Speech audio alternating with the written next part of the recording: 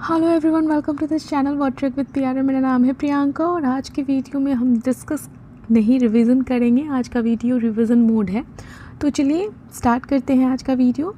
और अगर अभी तक आपने मेरे चैनल को सब्सक्राइब नहीं किया है तो मेरे चैनल को जरूर से सब्सक्राइब कीजिए। हमारा फर्स्ट वर्ड है बेनेवोलेंट। बेनेवोलेंट, BENEVOLENT, जिसका अर्थ होता है परोपकारी, सद्भावना या दयालु भावनाओं की विशेषता या अभिव्यक्ति। फ्रेजल्ड, फ्रेजल्ड FRAZZLED, फ्रेजल्ड का अर्थ है चकित, अचंभित, बहुत अधिक मानसिक या शारीरिक प्रयास के बाद घबराहट या थोड़ा चिंतित तरीके से अत्यधिक थक जाना शारीरिक रूप से या मानसिक रूप से, तो उसे हम क्या कहते हैं? फ्रेजल्ड।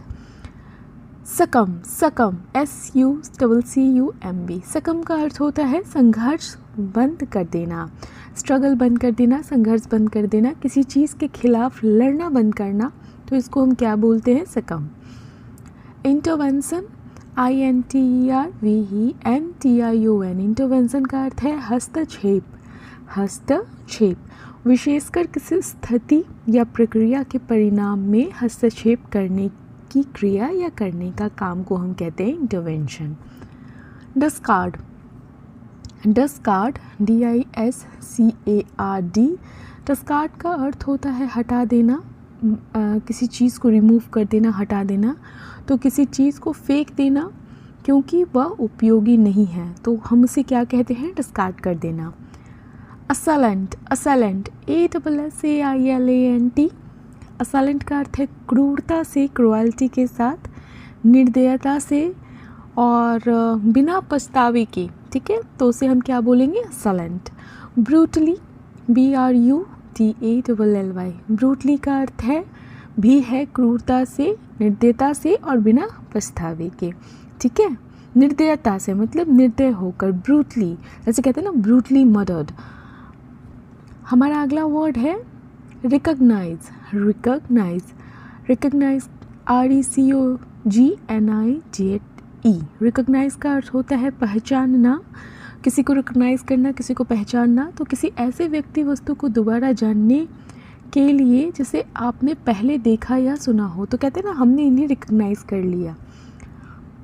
इक्वालिटी, इक्वालिटी EQUALITY, इक्वालिटी का अर्थ है समानता, समान होने की अवस्था, विशेषकर स्थिति, अधिकार या अवसरों में, अपॉर्चुनिटी में, ठीक है, राइट्स में, जो आपका राइट है उसमें इक्वालिटी, अवस्था, situation, okay, condition.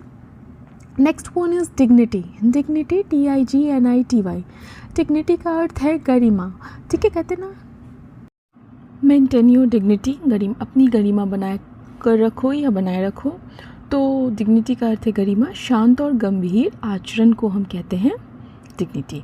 Next one is laudable, laudable LAUDABLE, laudable का अर्थ है प्रशंसनीय, प्रशंसनीय, सराहना या प्रशंसा के योग्य कोई भी चीज़ हो तो उसे कहते हैं हम लॉडेबल है, लॉडेबल है, fine.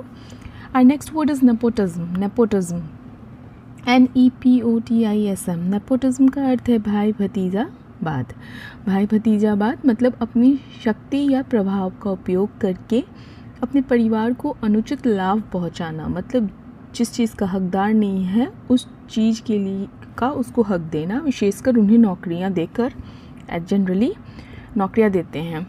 Next one is scrap, scrap SCRAP, scrap का अर्थ है फेंकना, किसी चीज़ को स्क्रैप कर देना मतलब फेंक देना, किसी ऐसी चीज़ से छुटकारा पाने के लिए जिसे आप पाते हो, जिसे आप अब और आगे नहीं यूज़ करना चाहते हो या नहीं चाहते हो कि आपके पास हो।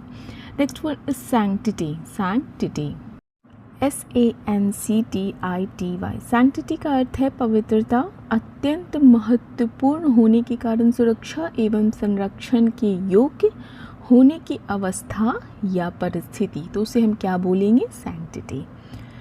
इमिग्रेंट, इमिग्रेंट EMIGRANT, इमिग्रेंट का अर्थ होता है उत्प्रवासी, उत्प्रवासी, जो अपना निवास स्थान या देश छोड़कर कहीं और रहने के लिए जाता है तो वैसे व्यक्ति को हम क्या बोलते हैं? एमिग्रेंट है, प्रवासी है।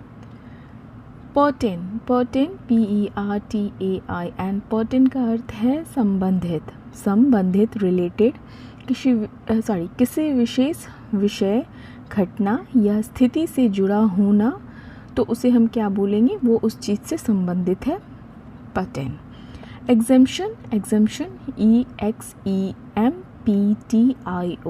एग्जेम्पशन का अर्थ होता है मुक्ति, छूट, किसी चीज़ से एग्जेम्प्ट होना, तो किसी को या किसी चीज़ को कर्तव्य, भुगतान आदि से माफ़ करना या मुक्त करना या छूट देना, तो उसे हम क्या बोलते हैं? An exemption. और next word is superannuated, superannuated SUPERANNUATED, superannuated का अर्थ है अप्रचलित, जो अभी प्रचलन में नहीं है, जो पहले प्रचलन में था, तो काम करने या उपयोग करने के लिए जो अभी बहुत पुराना हो चुका है। एम्बीवैलेंट, एम्बीवैलेंट AMBIVALENT, एम्बीवैलेंट का अर्थ है उभय भावी, उभय भावी, किसी चीज़ या किसी व्यक्ति के बारे में भावनाओं या राय का मिश्रण होना या दिखाना, तो हम उसे बोलते हैं एम्बीवैलेंट। एगनी, एगनी AGONY, जिसका अर्थ होता है तेज पीड़ा या बहुत ज़्यादा कष्ट, तो अत्यधिक शारीरिक या मानसिक पीड़ा या कष्ट को हम कहते हैं एगनी। हमारा अगला वर्ड है ट्रांजिएंट, ट्रांजिएंट TRANSIENT, ट्रांजिएंट का अर्थ होता है अस्थाई, अस्थाई का इंग्लिश है परमानेंट, अस्थाई का इंग्लिश होता है टेम्पररी, तो कुछ अवधि तक जारी रहने वाले को हम क्या कहते हैं? अस्थाई, परमानेंट नहीं है, टेम्पररी है, और उसको ट्रांजिएंट कहते हैं, transient period. Ludicrous, ludicrous LUDICROUS, ludicrous का अर्थ होता है हास्य, हास्य पद, हास्य पद, बहुत ज़्यादा बेतुका हो जिस पे हंसी आ जाए, ठीक है, जो मतलब जिसके आगे पीछे का कुछ समझ ना आए, हास्य पद हो, ठीक है। बैफल्ड, बैफल्ड BAFFLED, बैफल्ड का अर्थ होता है भ्रमित, कंफ्यूज्ड, पूरी तरह से भ्रमित या निराश करने वाली चीज़ को हम क्या कहते हैं? बैफल्ड। निराश करना मतलब फ्रस्ट्रेटेड, कंफ्यूज्ड, फ्रस्ट्रेटेड, इस वर्ड के कॉम्बिनेशन को हम क्या कहते हैं? Baffled. Next one is void, void VOID, void का अर्थ होता है खालीपन, ठीक है, वॉइड है, शून्य है, खाली है, किसी चीज़ के बिना होने की गुणवत्ता या अवस्था, तो उसे हम क्या बोलते हैं? Void. Ponder PONDER, ponder, ponder का अर्थ होता है विचार करना, चिंतन करना, सोचना, समझना, किसी चीज़ को लेकर, किसी विषय पर गंभीरता पूर्वक या देर तक सोचना, चिंतन करने को हम कहते हैं ponder. Our next word is sporadic, sporadic SPORADIC, sporadic का अर्थ होता है अनियमित, irregular, अनियमित है, जो कभी कभी अकेले या अनियमित तरीके से घटित होता है, घटित हो, तो उसे हम कहते हैं sporadic। slack SLACK, slack, slack का अर्थ होता है ढीला, लूज, जो कसा हुआ ना हो, तो उसे हम स्लैक बोलते हैं। Fine. Our next word is lure, lure LURE, lure का अर्थ होता है प्रलोभन, किसी को ल्यूर करना मतलब किसी को लालच देना, प्रलोभन देना, प्रलोभित करना, तो प्रलोभन देकर किसी को धोखे से कहीं ले जाना या कुछ करवाने को हम कहते हैं ल्यूर करना। फाइन। तो नेक्स्ट वर्ड है हमारा इम्बेसिल, इम्बेसिल EMBECILE, इम्बेसिल का अर्थ होता है मूर्ख व्यक्ति, वैसा व्यक्ति जो स्टूपिड हो, इडियट हो, मूर्ख हो, वैसा व्यक्ति जो बेवकूफ़ हो, तो उसे हम कहते हैं इम्बेसिल। और next word is relish, relish RELISH, relish का अर्थ है आनंद लेना, किसी चीज़ को एंजॉय करना, किसी चीज़ का अत्यधिक एक्सट्रीम लेवल पे आनंद लेने को हम क्या कहते हैं? रेलिश करना, एंजॉय करना। Our next word is hoodwink, hood wink, HOODWINK, wink. Wink का क्या अर्थ होता है? विंक, WINK, विंक करना मतलब आँख मारना, जिसको कहते हैं ना आँख झपकाना, विंक करना। तो हुड विंक का अर्थ होता है कपट करना, ठीक है। Herald, herald, HERALD, herald, herald का अर्थ होता है सूचना देना, एक शाही या आधिकारिक, ऑफिशियल या रॉयल, ठीक है। तो एक रॉयल या ऑफिशियल संदेश वाहक जो संदेश लाता जाता हो। Next one is crumble, grumble, GRUMBLE, crumble का अर्थ होता है बड़बड़ाना, मतलब दबे शब्दों में किसी के प्रति नाराज़गी दिखाना। तो किसी के बारे में या किसी चीज़ के बारे में नाराज़गी भरे तरीके से शिकायत करना। Next one is garnish, garnish, GARNISH, garnish का अर्थ होता है भोजन की सजावट, खाद्य पदार्थ जो भोजन हो तो उसको खाद्य पदार्थ से सजाना, ठीक है। भोजन की सजावट के लिए प्रयुक्त खाद्य पदार्थ, तो उसे हम कहते हैं garnish. Next one is fan, fan, FEIGN, fan का अर्थ होता है बहाना करना, एक्सक्यूज़ करना, एक्सक्यूज़ देना। तो झूठा दिखावा करना या कुछ नकली बनाना, तो उसे हम कहते हैं फेन, बहाना करना, FEIGN। और next word is sabotage, sabotage, SABOTAGE, sabotage. Sabotage का अर्थ होता है नुकसान पहुंचाना, जानबूझकर किसी चीज़ को नष्ट या क्षतिग्रस्त करना, या ताकि वो सही ढंग से काम ना करे, ठीक है। तो उसे हम क्या कहते हैं? सबोटाज करना। Next one is frigid, frigid, FRIGID, frigid. Frigid का अर्थ होता है भाव शून्य, भाव शून्य मतलब इमोशनलेस, ठीक है। भाव, इमोशन नहीं है, किसी तरह की फीलिंग नहीं है, उमंग रहित, तो उसे हम कहते हैं frigid.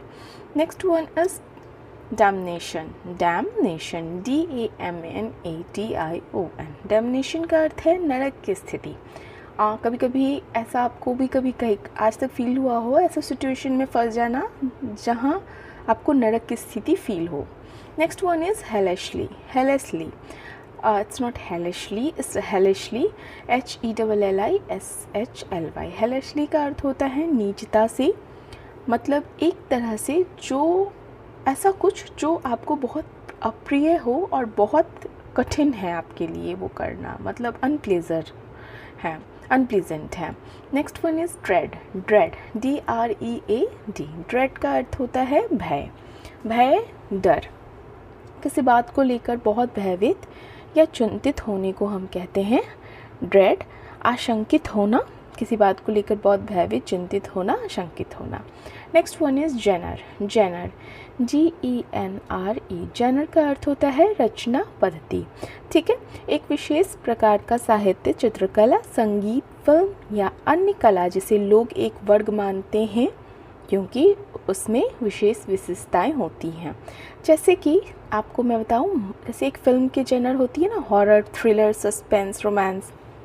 Next one is एमिड, एमिड, AMID, एमिड का अर्थ होता है के बीच में, किसी चीज़ के बीच में। तो के बीच में, किसी चीज़ से घिरा हुआ, किसी चीज़ के बीच, तो उसे क्या कहते हैं हम? एमिड, AMID। Clarification, clarification, CLARIFICATION, clarification का अर्थ होता है स्पष्टीकरण।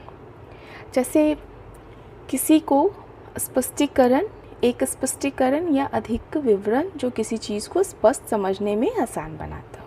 Next one is Pilgrim, Pilgrim, PILGRIM, Pilgrim का अर्थ होता है तीर्थयात्री। मतलब वैसे लोग जो तीर्थयात्री हों उन्हें हम पिलग्रिम कहते हैं, वह जो भक्त के रूप में किसी मंदिर या पवित्र स्थान की यात्रा करता है।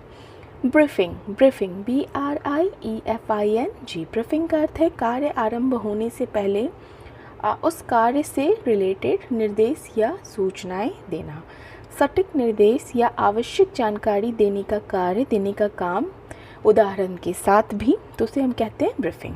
Next one is prompting, prompting, PROMPTING, prompting का अर्थ होता है याद दिलाने की क्रिया या याद दिलाने का काम। Next one is issue. Issue ISSUE. Issue का अर्थ होता है किसी चीज़ को जारी करना. ठीक है, किसी चीज़ को जारी करना. जैसे कोई डॉक्यूमेंट है तो इस डॉक्यूमेंट को इशू कर दो. तो कुछ आधिकारिक मतलब ऑफिशियल उत्पादन या प्रदान करना. विजिलेंस. VIGILANCE. विजिलेंस का अर्थ होता है सतर्कता.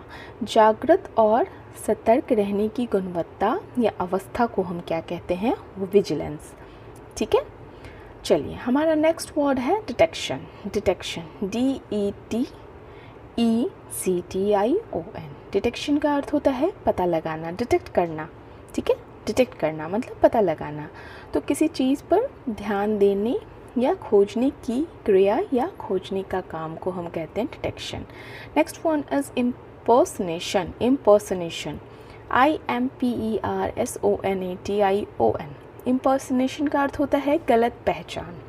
जानबूझकर किसी अन्य व्यक्ति की विशेषताओं जैसे कि उनके व्यवहार, भाषण, उपस्थिति या अभिव्यक्ति की नकल करना, विशेष रूप से लोगों को हंसाने के लिए, तो उसे हम इम्पर्सनेशन कहते हैं. Next word is nap. NAB. Nap का अर्थ होता है एकाएक पकड़ लेना. किसी को एकाएक पकड़ने को हम कहते हैं नैप करना. जैसे पुलिस चोर को पकड़ लिया तो उसने नैप कर लिया. So thank you for watching. माफ़ कीजिएगा, कभी कंटिन्यूटी के साथ बोलते बोलते थोड़ा सा स्लिप ऑफ टंग हो जाता है. So thank you for watching. अभी तक अगर आपने मेरे चैनल को सब्सक्राइब नहीं किया है तो प्लीज़ कीजिए.